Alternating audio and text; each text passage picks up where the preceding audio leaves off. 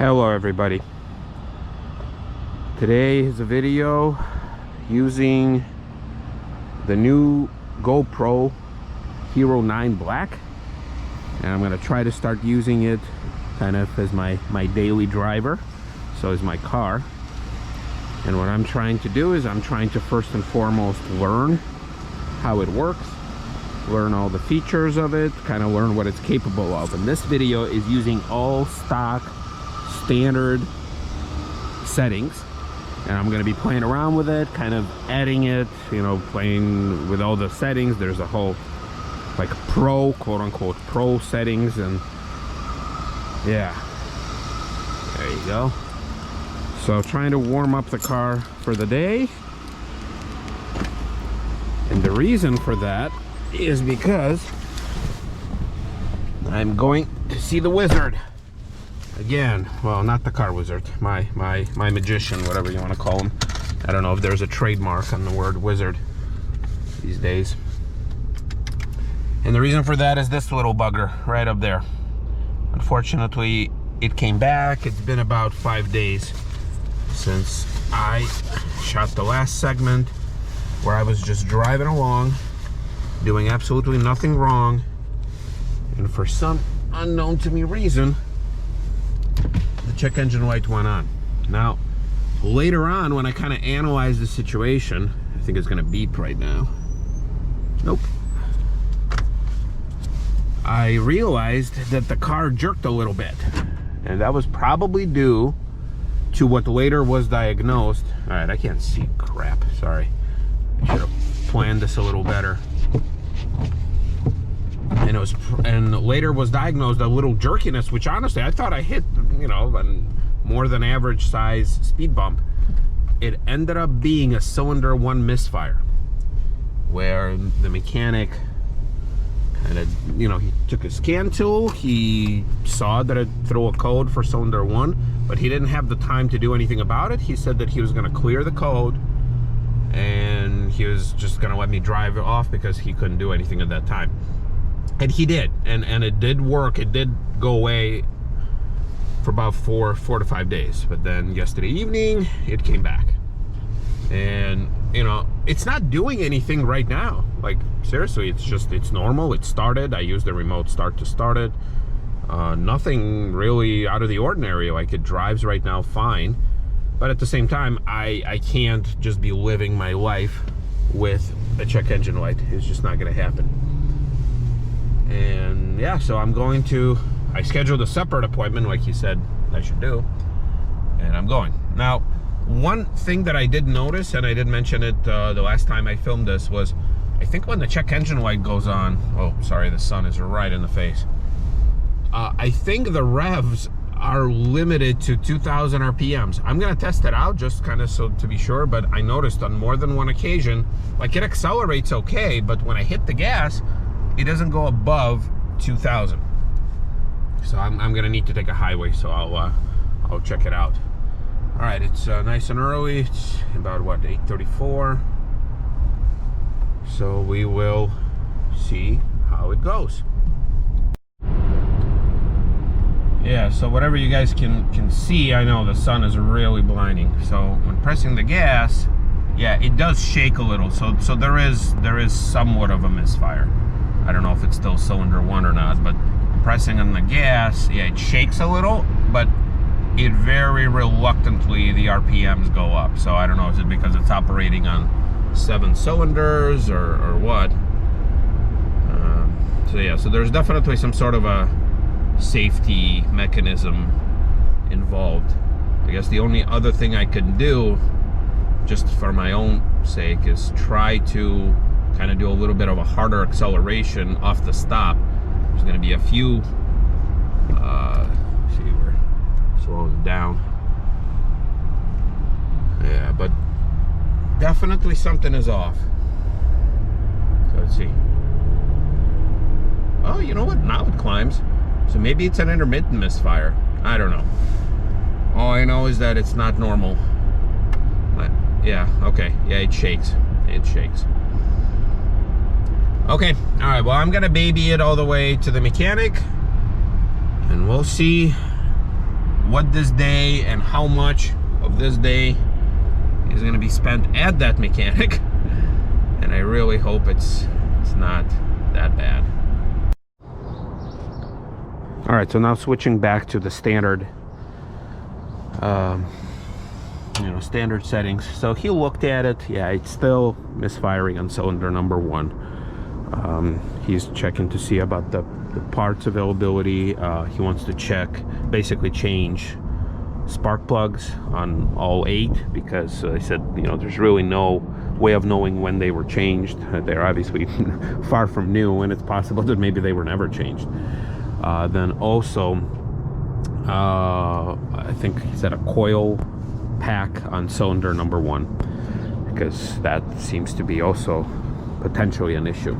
So as we're checking on parts, I'm just standing here experimenting again.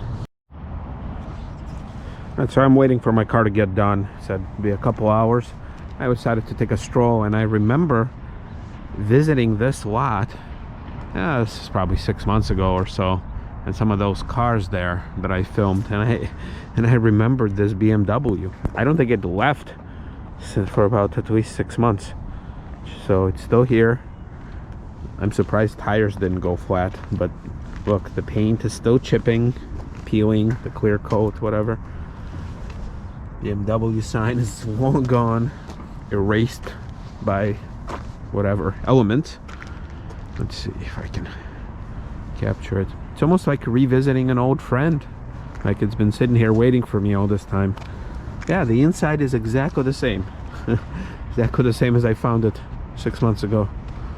I remember, well, at this point registration is expired, so something's telling me this car got abandoned here for a while. Look at this, like plastic lost its clear ability. Yep, the inside is all trashed.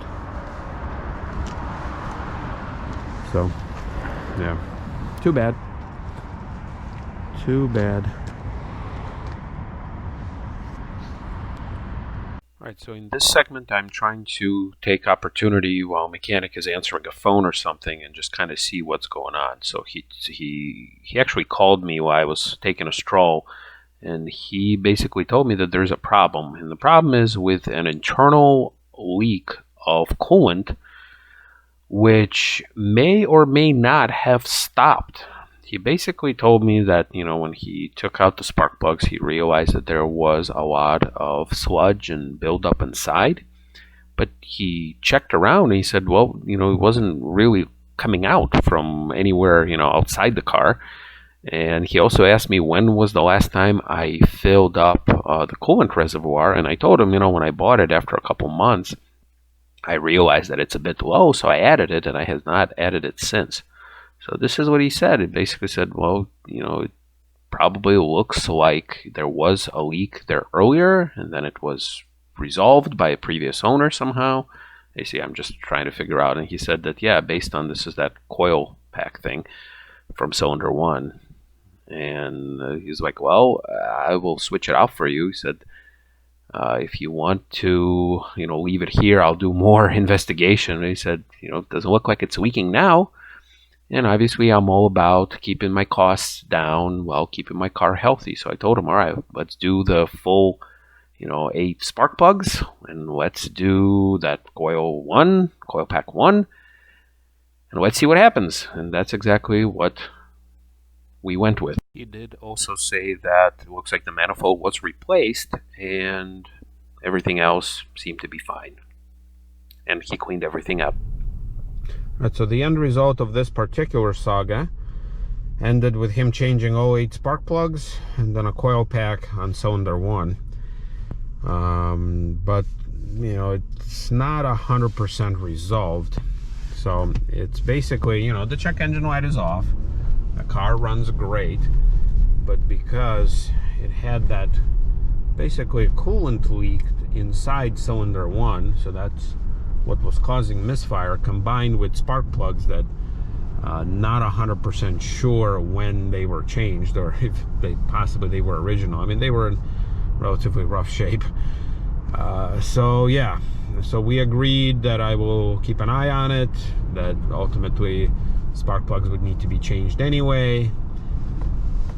The coil pack, as you saw, was pretty rotten because it was submerged for a while. And you know, the weird thing is that even though it's a coolant tweak, it's probably a small coolant tweak, I have to guess, because I haven't really added any coolant, I think, since I bought the car. Like when I first bought it, I noticed it was pretty low, so I added some, but not since then, nor did I kind of see any puddles, at least nothing obvious on the floor, on the ground where I live. So don't know. You know, on one side I want to, you know, not worry about it, but on the other side, ultimately I think what I'll end up doing is you know, schedule it in advance and probably leave the car with him for a few days, because he said he needs more time. He can't do it, because that's one of my requirements when I work with him, is like I need to be able to take the car home. I don't want to drive another Corolla. I don't want to go rent a car. So you know, all these things, they cause a lot of extra headaches for me, where I need to know these things in advance. So that's kind of what we agreed on. So the light is off for now. The car runs great. It hasn't been, you know, misfiring, well, since he did that. So let's see, I'm gonna show you a little thing in the engine while I have it running.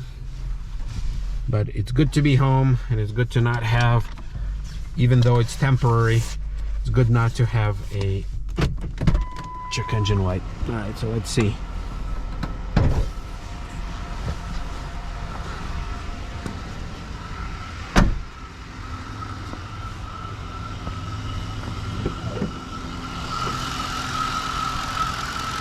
Yep.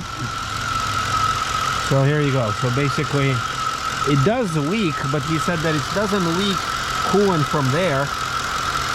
It leaks coolant from somewhere on the inside. At least that's what he said. I'm not 100% sure. As far as the coolant goes, I mean, I have plenty of coolant and I haven't added any. So, not sure. He also said that the car overall, I mean, it seems okay. Even with that little misfire. So far so good. And as you can kind of see in here, it's great. Runs fine. So there you go. So the big silver will live to see the other day. The GoPro will live to see the other day. And we'll see you both next time.